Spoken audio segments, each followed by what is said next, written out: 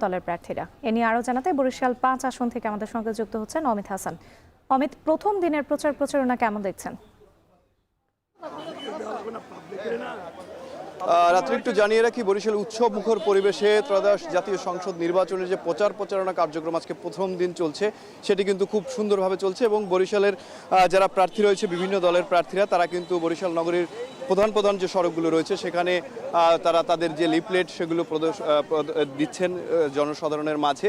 এবং এই মুহূর্তে দেখছেন বরিশালের যে বিএনপির মনোনীত প্রার্থী মুজিবুর রহমান সরওয়ার, তার পক্ষের যারা নেতাকর্মী রয়েছেন তারা কিন্তু এই মুহূর্তে লিফলেট বিতরণ করছেন এবং বরিশাল নগরীর যে প্রধান সড়কগুলো রয়েছে সেগুলো প্রদক্ষিণ করছেন। এবং একটু জানিয়ে রাখি যে আজকে দুপুর 2টার সময় কিন্তু খালেদা জিয়ার পক্ষে দোয়া মোনাজাতের পর তারা কিন্তু এই যে লিফলেট বিতরণ কার্যক্রম কিংবা প্রচারণা যে কার্যক্রম সেটি কিন্তু তারা শুরু করেছেন এবং তাদের দলীয় যে নেতাকর্মীরা রয়েছেন তারাও কিন্তু এতে অংশগ্রহণ করেছেন। এবং এর আগে আমরা দেখেছি যে বরিশালে ইসলামী আন্দোলন বাংলাদেশের পক্ষে তারাও কিন্তু প্রচারণা করেছেন এবং সকাল 10:30টার সময় যারা বাসদের যে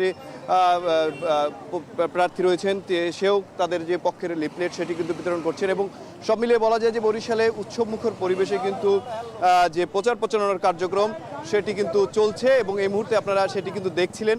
তো বরিশালের সদর 5 আসনে যারা প্রার্থী রয়েছেন সবাই কিন্তু আজকে থেকেই প্রচারণার যে কার্যক্রম সেটি কিন্তু চলমান রয়েছে এবং আগামীকালকে থেকে তারা পুরোদমে কিন্তু এই কার্যক্রম চলমান থাকবে বলেও জানিয়েছেন যারা নেতাকর্মী কিংবা প্রার্থীরা রয়েছেন তারা। তো বরিশাল থেকে এই ছিল আমার কাছে সবশেষ রাত্রি।